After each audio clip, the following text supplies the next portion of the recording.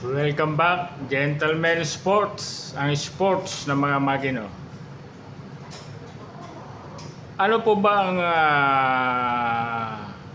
mas nararapat na ipatupad sa mga cockpit arena?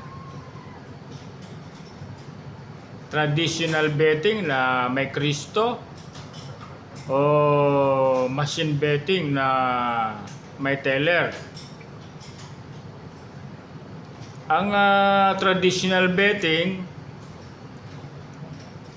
ito yung nakagisnan na, nakasanayan na, merong sigawan, merong human interaction, merong direkta o personal na pag-uusap sa pagitan ng mga mananaya.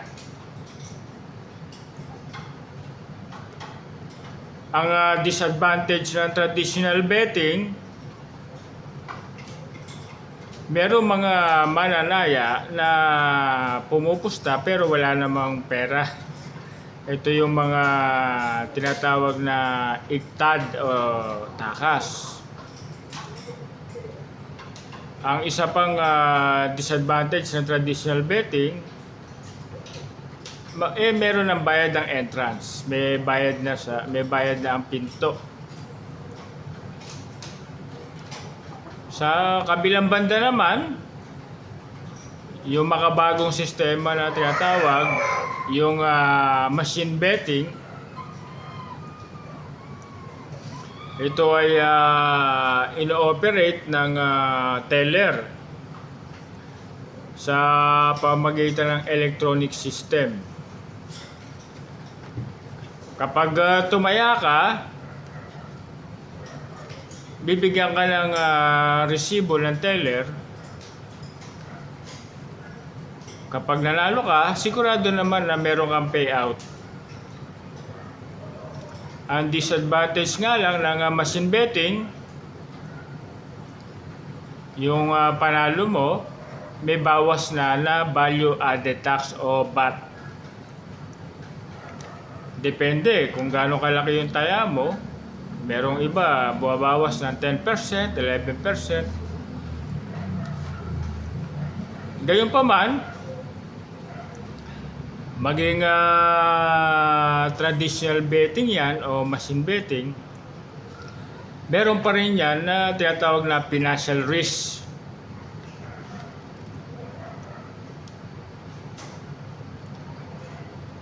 Maging traditional yan o machine betting, kailangan pag-aralan mabuti ang integridad ng parehong sistema na to, na machine betting at traditional betting. Napaka-importante ng integridad. Kapag traditional betting, kailangan na merong transparency. Kapag machine betting, kailangan merong accountability.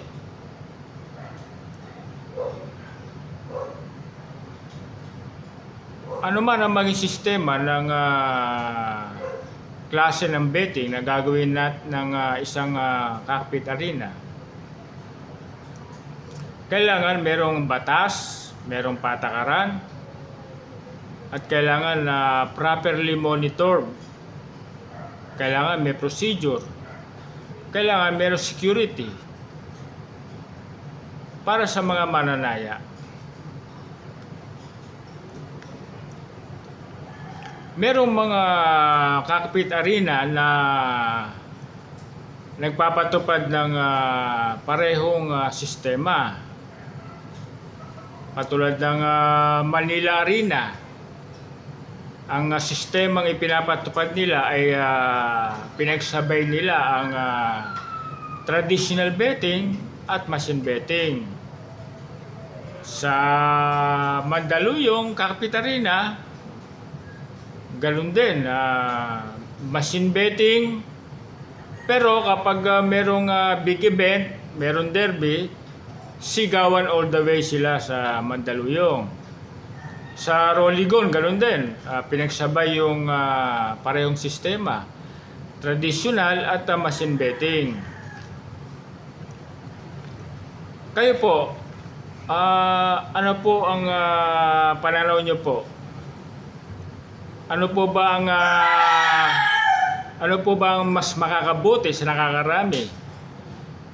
Traditional betting o machine betting? At bakit? Maraming salamat po.